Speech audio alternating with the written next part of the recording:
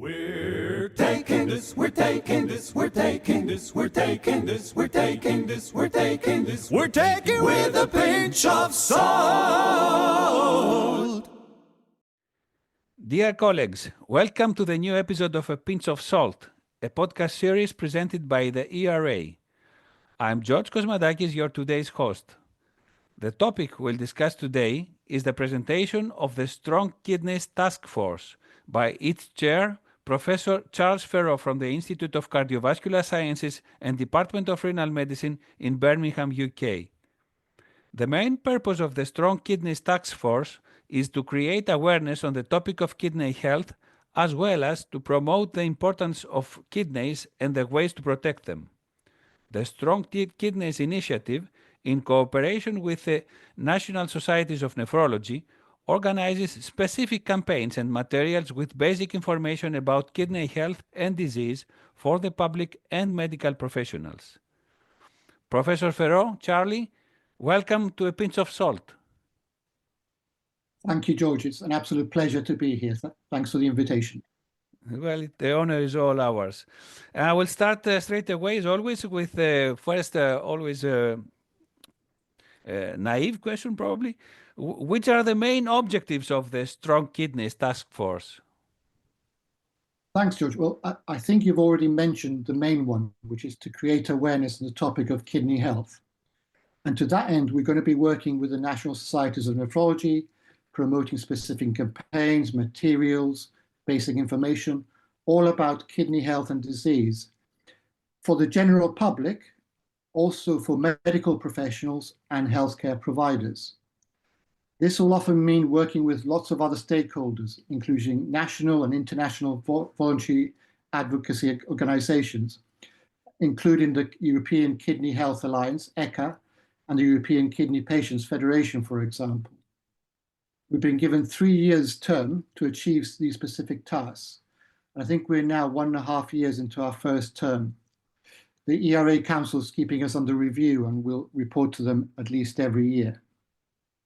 Right, so it's a multilateral alliance that has a mandate of 3 years, but you are already half through this mandate. And could you please explain us which are the tasks of this Strong Kidneys Task Force? Well, the short answer, George, is lots and lots of tasks. It's the kind of thing that gives me palpitations and keeps me awake long into the night worrying about these things. I'm going to try and remember them all, but essentially I'm going to try and summarize them.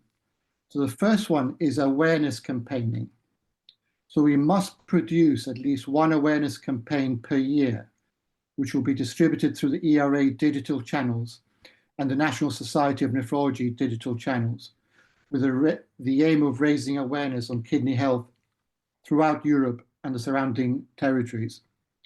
We need to produce leaflets, materials, leaflets, videos, social media posts, posters, books, surveys. All these communication materials initially will be produced in English and will be translated them into other European languages with the support of the ERA Secretariat as well as the National Societies of Nephrologies. All the materials should be used to promote awareness among key European stakeholders, the lay public, and also the press, which is very important. In addition, we'll also be producing statements, scientific presentations, reports, all aimed at promoting kidney health. We have to work together with the National Societies of Nephrology because throughout Europe, there are very different healthcare systems, very different healthcare needs among different populations. And as part of my remit is to increase collaboration between the ERA and the National Societies of Nephrology to distribute this information and make our message as widely heard as possible. We will, of course, also be working with other national and international medical societies, not only in the field of nephrology, but in general medicine, diabetes, primary care, and so on. Well, this is a Herculean task, Charlie. Leaflets, materials, books, communication materials, promotion activities, statements, collaboration with national and international stakeholders. Wow. Well, if you should please explain to us how this task force is organized in order to understand how can you manage. I understand why you don't sleep at night. Thanks, George. In the podcast, you can't see me, but I had lots of hair before I started in this job. Me It's all too. gone. So yeah, I don't want to make this sound, this is not all about me. I've got a huge team behind me. So according to the ERA regulations, the task force can have up to 20 members. That includes the chair, that is me, 2 ex officio members, one which must be from the ERA Council, whose job will be to represent the task force at ERA Council meetings. However, now and again, I am also asked to attend the council meetings to present what we are doing and explain how long we're taking. The other ex officio member must be the chair of the Electronic Communications Committee of the ERA. Now, this makes a lot of sense to me because given the Strong Kidneys Task Force is all about communication, largely by electronic means, it's useful to have the expert who leads that particular arm of the ERA. We've also got capacity to co-opt members if needed, depending on the task we're doing. So, for example, we've had people from the European Kidney Health Alliances and the European Renal Patients Federation, for example, taking part in some of our meetings. So that leaves 17 ordinary members. These were selected by myself and the ex officio members from a huge number of applications we received. We tried to get the right balance in terms of geography. We wanted as many countries throughout Europe to be represented. In terms of geography, I think we largely succeeded and we cover pretty much the whole of Europe. There are a couple of notable exceptions, such as Scandinavia and the Benelux countries. But hopefully when the task force is reviewed in another year and a half, we might be able to do better in those areas. I also wanted to strike the right balance between youth and experience. I think we've also largely done this. I must say I wanted young nephrologists on the team for a number of reasons. One is purely altruistic, as I feel a very strong obligation to develop the leaders of the future and give people a chance to participate in ERA activities very early on in their career. The second one was a bit more selfish, George. I wanted to mobilize the youth knowledge and abilities to work with social media, mobilize their thumbs, if you like, which us who are a bit older are not that good at doing. I have to tell you, I've not really been disappointed, and I've been very impressed on both counts. The energy and enthusiasm coming through from the younger members of the task force has been incredible. George, I also want to take this opportunity for a minute to thank the most important and often unrecognized members of the task force, and that's the ERA Secretariat led by Monica Fontana. In particular, I want to give a big shout out to Manuela Lorusso, Laura Ausolino, and Rick Kremmer. I can't begin to tell you, George, how dedicated these individuals are and how much hard work and passion they bring to the table. It's such a joy to work with them. So if you're listening out there, thanks, guys. You really appreciate it. Well, so it's 20 hardworking members combining experience and enthusiasm and energy. And I cannot but share with you my enthusiasm concerning the secretariat of ERA, because I have personal experience as well, and I cannot be less thankful than you in this manner. They are wonderful. They are working very, very hard to promote kidney health and to promote the activities of ERA, activities that are increasing every day.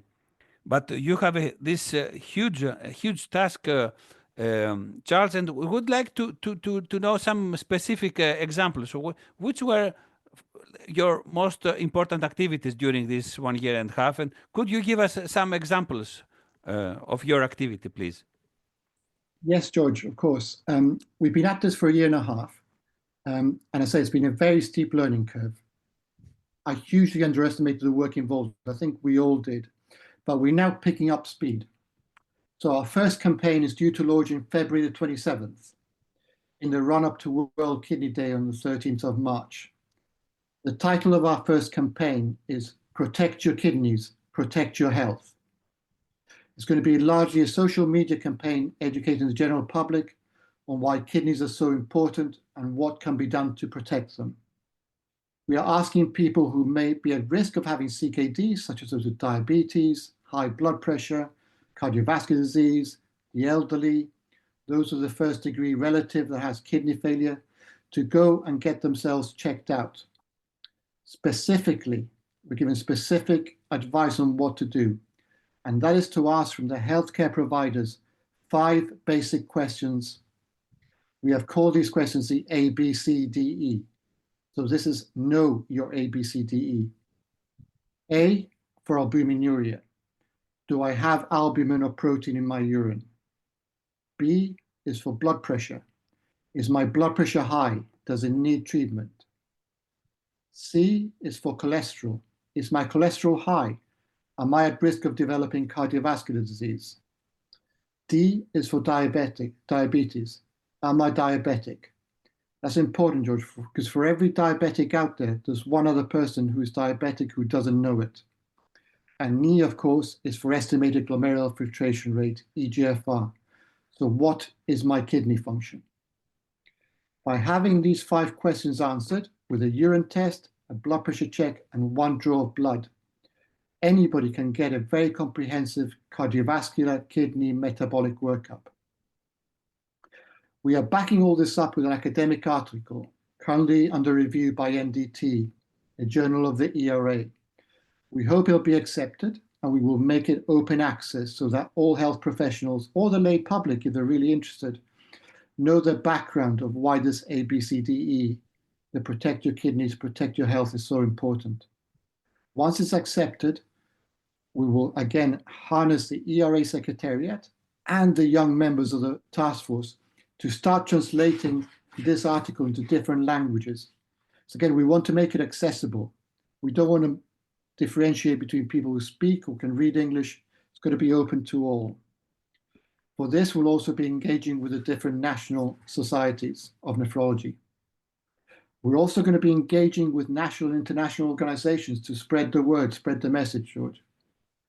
For example, the campaign is launching initially in English, and we'll be working with Kidney Care UK, who have some experience in the UK of doing this. Any mistakes we made, any learning points, we'll be moving on when we translate the materials. In May of this year, for example, George, as well, I've been working with the European Society for the Study of the European Association for the Study of Obesity, and having their general conference in Malaga. And we've got a whole session dedicated to obesity and kidney disease. We will be promoting the Protect Your Kidneys, Protect Your Health, Know Your ABCDEs in that meeting, and hopefully that will lead to more. A lot of collaborations going on between the European Renal Association and the European Society of Cardiology. And George, if I can just take 1 more minute to answer this question. There are exciting things that are going to be happening in the ERA Congress in Vienna, mainly led by Monica Fontana and the Austrian Society of Nephrology. We'll be getting young Austrian nephrologists going to be going to schools, organizing competitions, encouraging and spreading knowledge about kidneys. In the Congress itself, we will be checking people's blood pressure, albuminuria, creatinine in point-of-care testing. At the end of the Congress, George, young people in schools surrounding Vienna will be coming in for a prize award ceremony, again, encouraging and rewarding all the activities they've taken. Sorry, George, these are big questions, and I say there's a lot of things going on. Well, it's really fascinating what you are saying, really amazing. In 1.5 years, you organize all this stuff. Well, I saw an article last week, more than half of people are at risk of chronic kidney disease. They do not know about it. And your campaign on sensibilization and this very simple ABCDE, very, very useful, very genius, I would say. 5 questions. It will help a lot to promote the message. And this association of kidney disease with obesity, which is a modern pandemic. I give a teaser. There will be a podcast on this matter on kidney disease and obesity, and all these activities in our Congress in Vienna. So, dear colleagues, do not hesitate to come to Vienna. There will be plenty of exciting things. So, wow, it's wonderful what you are doing. It's And now very I will, exciting, David. yeah, I will get to the most difficult question, which is a personal one, Charlie. And we ask everybody. Everybody says that it's not the most simple of the questions. And it's a kind to know you personally. If you were in a desert island, which book, luxury item, and two songs would you take with you? Yes, you weren't joking, George. These are very difficult questions, much harder than anything to do with the task I force. know, I know, I know. I'm sorry. No. So the book is an incredibly tough question. I normally am reading all the time, and normally I have 3 books on the go. So to pick At the same one time. at the same time, I have one, usually a bit of literature next to my bed, which I can only read 1 or 2 pages and then I fall asleep. Audiobook that is usually a crime thriller, so in the hope that it will encourage me to go to the gym so I can listen to it more. And when I'm listening to music, I always have a non-fiction book that I can dip in and out to keep me educated. So if I had one book to choose, I think I would probably be Lord of the Rings. I hope you'll allow me all 3 volumes. Of course. And that's because J.R.R. Tolkien is from Birmingham, and he went to the same school my young son did. And there are lots of places in Birmingham where I work. That is where the book's based, like the Two Towers, for example. I've read the books 2 or 3 times. It's such a long book, and so many levels. I always get something new from it. And I think I've watched the films with my children, must be about 100 times. And I think that would be the book that I would take with me. Okay. The luxury item, I left home when I was 18, because I'm not from the United Kingdom. So I left my family a long time, and family is very important to me. I think I'd take a picture of my whole extended family, and I'd want it framed and made indestructible. So any tsunami or cyclone that hits a desert island, I'll always be able to look at that picture and remind myself that of the people I love and the people I miss, and that they are also hopefully missing me. The music. Again, music is a really big part of my life, George. Even though I cannot sing or play a single note, I'm currently collecting all my old albums on vinyl again. I bought myself a record player about 3 years ago, and just collecting all the music of my youth. And before I go to bed, I said I'll listen to at least one album every night. It's one of the pleasures that I get in life. If I had to choose 2 songs, I think one would have to be from the B-52s from Georgia. It was, all their music just makes me smile, no matter how sad or angry or depressed I might be. As soon as I listen to Rock Lobster, Rome, or Love Shack, you just can't help but smile at that. If I had to pick one of them, I'd pick Rock Lobster, probably. Rock Lobster, okay. The second song, I don't think I've got a choice in this one. The year I got married, The Most Beautiful Girl in the World by Prince was just on the radio continually. And sort of it became my wife and I sort of song, our song, effectively.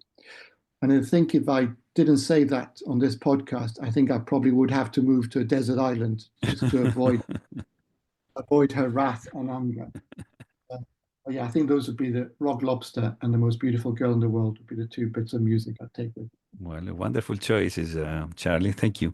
Thank you so much. Well, dear colleagues, you heard Charlie Ferro presenting an exciting project of ERA.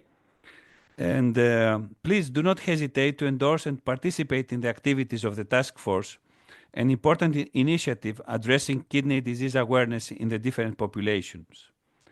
Thank you very much for joining us today. Other topics are available in all digital platforms. Stay safe.